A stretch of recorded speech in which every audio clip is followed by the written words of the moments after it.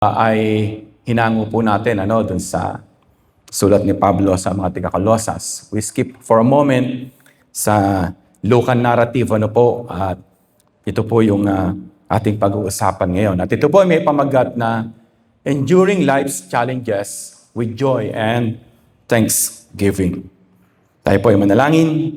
Lord, maraming salamat po sa araw na ito. Napakarami naming dapat na ayusin, asikasuhin, Panginoon. Subalit pinili mo na umupo kami sa iyong paanan sa oras na ito. At dahil yan, Panginoon, nagpapasalamat po kami.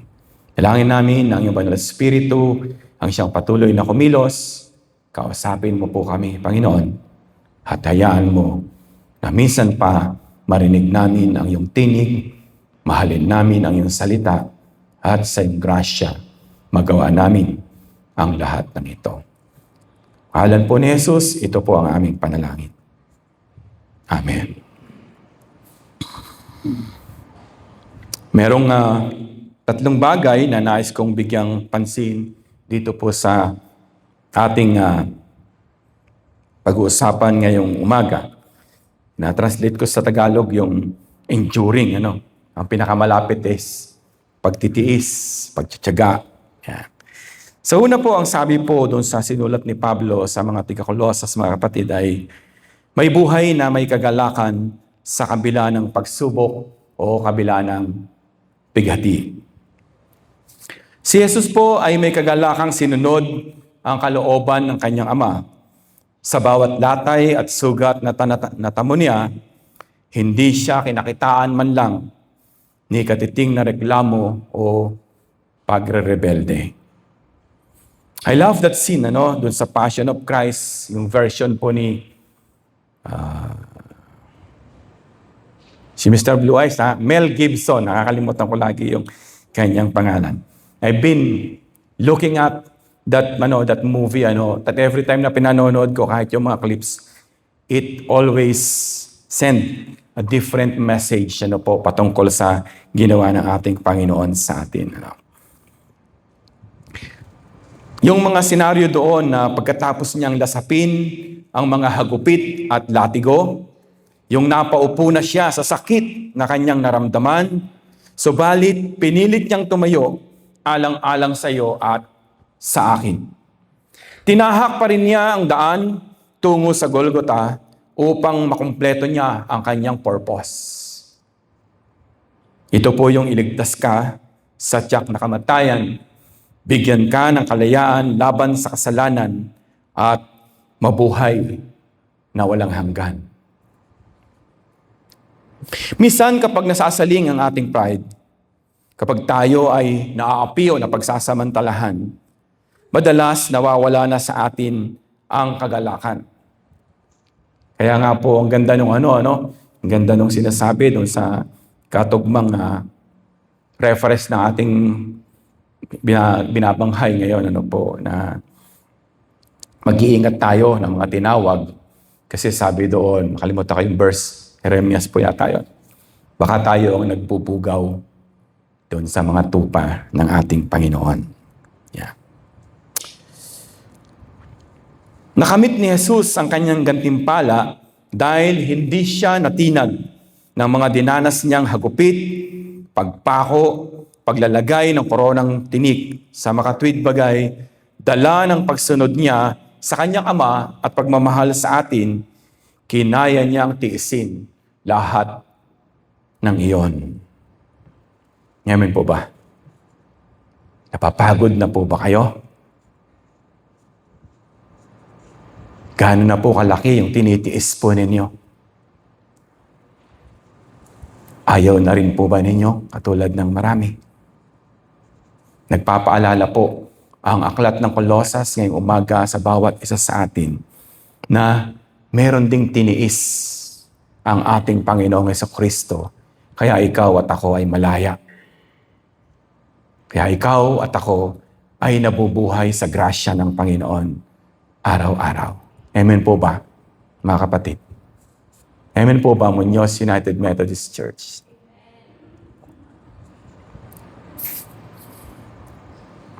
As we celebrate Christ the King Sunday, I hope we remember Him as our conquering King, a friend who never stopped loving us.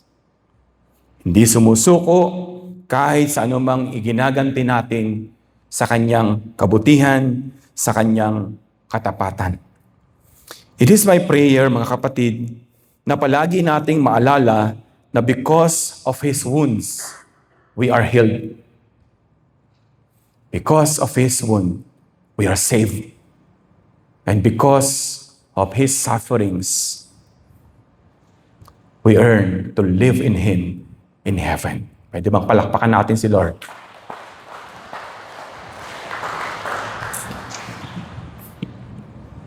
Pangalawa po, buhay na mapagpasalamat sa lahat ng bagay. Buhay na mapagpasalamat sa lahat ng bagay.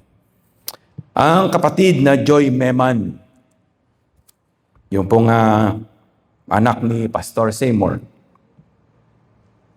ay nagpatotoo sa wake ng kanilang papa, ang Kuya Romy Meman. Sabi niya, itong taon na ito ay 4 ang nawala sa kanilang pamilya at kasama roon yung kanilang isang anak.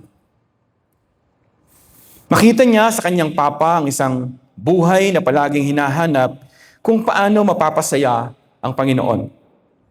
Sabi ni Joy, mahilig umawit yung kanyang papa ng mga himno.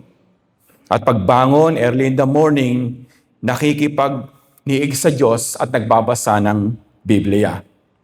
Palaging hinihintay ng Kuya Romy na magkakasamang kumakain at pinapangunahan ang kanyang sambahayan sa panalangin at pasasalamat. Ang sabi rin ng Kuya Hill Honorio, nung siya nagbahagi, sabi niya, nakakasama niya ang Kuya Romy sa NIA. Di ko alam kung 12 taon yata. I'm not sure about it. Ipinagpapasalamat ng Kuya Hill ang mga panahong nagsisimula pa lang siyang mag-work sa NIA at nakilala niya ang isang Romeo Meman. Ang wika ng Kuya Hill, si Kuya Romeo ay matapat sa tungkulin at isang obrero ng gobyerno na may pananampalataya. Kaya po ang inyong lingkod, mga kapatid, ay hindi na nagtataka kung bakit mayroong Pastor Seymour. Kung bakit may isa sa mga misyonero ng ating iglesia ay ang anak ng Kuya Romy. At palagi din nakakasama si Louie dito po sa ating iglesia. Kung bakit ang pananampalataya ng Kuya Romeo ay niyakap din ng kanyang sambahayan. At ngayon ay ipinapasa na nila sa kanilang mga anak. Ang kwento nga ng Pastor Seymour ay payapang umuwi ang papa nila at yun ang isa sa kanilang ipinagpapasalamat.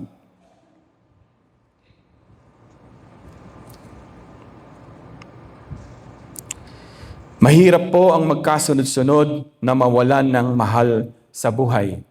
Sila po hindi lamang 2, kundi sa loob ng isang taong singkad, 4 yung nawala sa kanilang mahal sa buhay. Hindi po mahirap yon, hindi ba?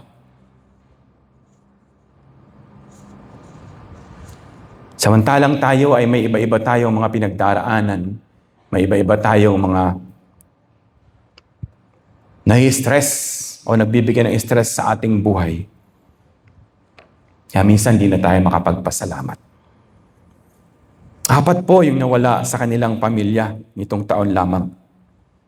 Subalit, sa mga kapatid nating ito, niloob ng Diyos na maging magaan sa kanila ang paglisan ng kanilang papa upang maringgan niya sa mga ito, yung pamilya ng Kuya Romeo, ang salamat Panginoon sa buhay ng aming papa. Nakakatuwa na marinig, Kaya yung unang pagsamba po natin doon, ang mensahe ng Panginoon is just a grace, Dahil sila po ay mananampalataya at nababakas mo, lalo na sa kanilang anak na manggagawa din ng Panginoon, na malaya sila at payapa. Alam mo kapatid, Hinihintay ka din ni Lord na magpasalamat ka sa mga kabiguan mo. Hinihintay ka niya sa pagpapasalamat mo dahil natatanggap mo mula sa Kanya araw-araw ang maraming biyaya. Alam mo, kapag magpapasalamat ka o mapagpasalamat ka, malapit din sa iyo ang tagumpay at payapang buhay. Naniniwala po ba kayo doon? Kapag ka ang puso, lalo na ng isang anak ng Diyos, ay mapagpasalamat sa lahat ng bagay, sa lahat ng dinaranas niya, maging ang mga pagsubok, payapa ang kanyang buhay. At dahil doon, malapit siya sa kanyang Panginoon. Why don't you come to the altar mamaya? At ibulong mo rin sa Panginoon ang iyong pasasalamat. Pwede mong isigaw, pwede mong gawin na just a whisper of thanksgiving. Na dahil sa Kanya, nakakayanan mo pa rin ang mga problema sa buhay. Nang dahil sa Kanya, natututunan mong magtiis. Nang dahil sa Kanyang pag-ibig at sa Kanyang grasya, nandito ka ngayon. Dahil sumunod ka sa panawagan ng ating Panginoon.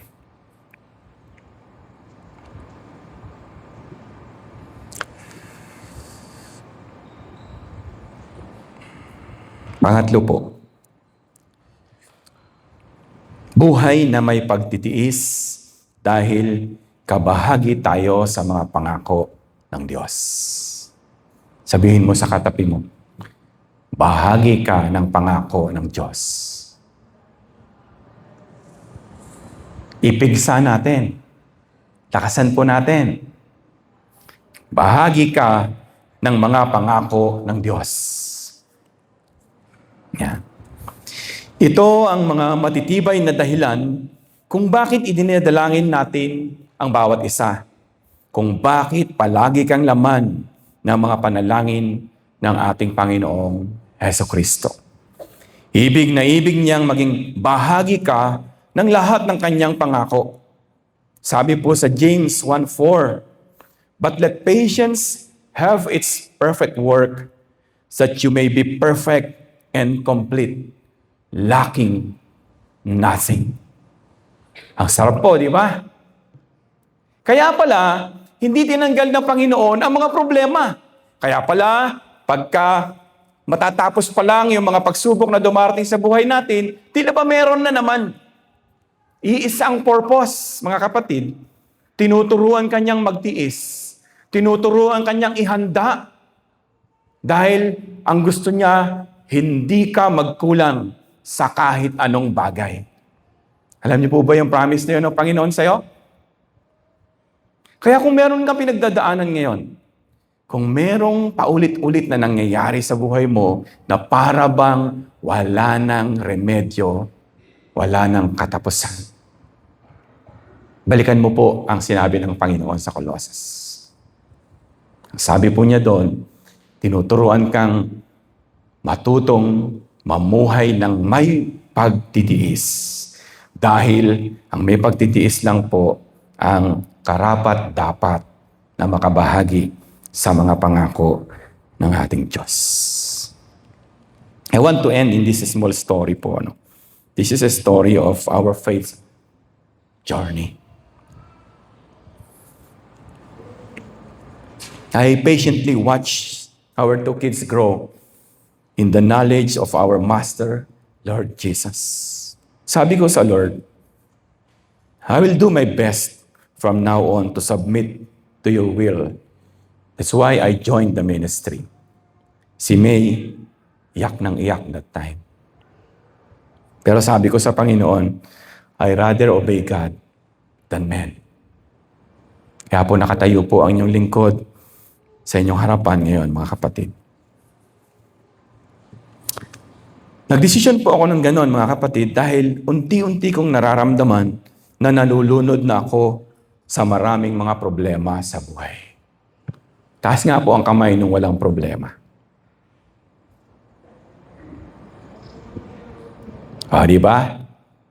Hindi ka irregular. Hindi ka kakaiba. Dahil kahit anak ka na ng Diyos, meron ka pa rin problema. Pwede ba sabihin natin kay Lord, Lord, thank you sa problema. Yeah. So nalulunod na po ako noon, nararamdaman ko na. And so, I started claiming His promises to me and to my family. Siguro po napapansin nyo minsan when I pray, nire-remind ko si Lord nung promise niya sa akin, sa aking family. That is how He transformed my faith in Him, so close yet with reverence. Dahil hindi ko nagawa noon ang isang bagay na I love doing sana. Pero di ko nagawa dahil laging short. Palagi kami ni May. I prayed hard. I prayed harder. Have you prayed hard before, mga kapatid? Nasubukan niyo na po ba talagang manalangin? I prayed hard. Dahil nalulunod na ako sa mga problemang dumarating sa amin araw-araw. So sabi ko po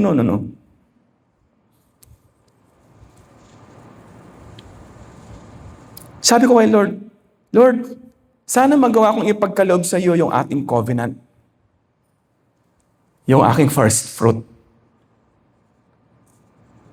Hindi ko nagawa ito nung dito ako nagtatrabaho sa Pilipinas. Pero nung dinala niya ako sa Middle East, I start asking the same to Him. Lalo na, halagang mas malaki yung sweldo ko doon kumpara dito noong mga panahon na yon. So sabi ko sa Kanya, Lord, sana magawa kong ipagkaloob sa iyo yung aking first fruit, yung covenant ko sa iyo. Alam niyo po, sa Kanyang grasya, nagawa ko yon. Kaya pinagpray ko sa Kanya ang aming anak na si Elijah. Sabi ko, Lord, do it for him. Lord, do it for him so he can win your favor. Kasi nararamdaman namin ni May na we cannot provide anything anymore sa kanilang dalawa to suffice their needs. Pero nakakasigurado ako kapag ka na-win ng aking mga anak ang favor ni Lord. Sabi sa James 1:4, they will lack nothing. Because they too are part of what God promises to your servant. Inaari ko po yon. Lagi kong pinapaalala sa Kanya ang mga bagay na yon. Elijah failed his first board exam. This coming December, he will take another one. And by God's grace po, ay makapasa yung aking anak. Nung siya ay nag-fail, siyempre malungkot po kaming apat. But we gather ourselves. We comfort each one, At sabi ko kay Brian, okay lang yun. At di lang naman yun ang pangako niya sa'yo. Sabi ko sa anak ko, patuloy ka lang sa faith mo. God always intended what is good for you. So serve more, anak. Sabi ko, serve better. And be faithful sa kung anong meron ka, sa pledge mo, sa tithes mo, para sa Panginoon. And God did bless my son.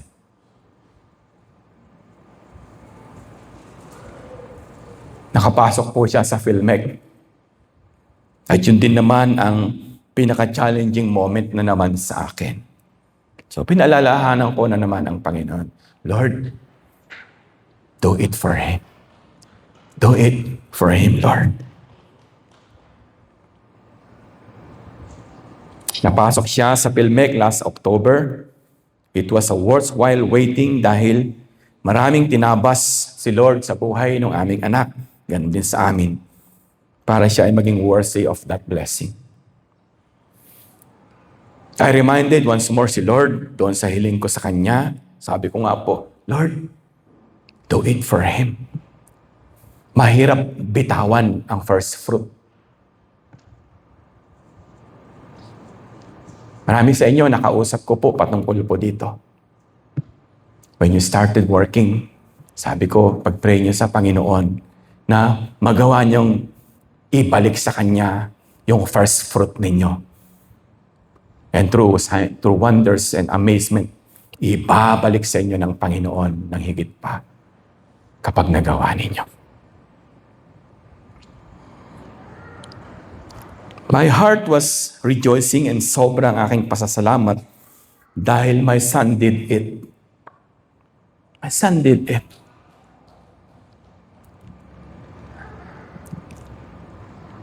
Yung first fruit niya, ay naibalik din niya sa nagkaloob. Kapag alam natin na ang ating pagtitiis ay nagbubunga ng pagtsatsaga. At ang pagtsatsaga ay pag-asa.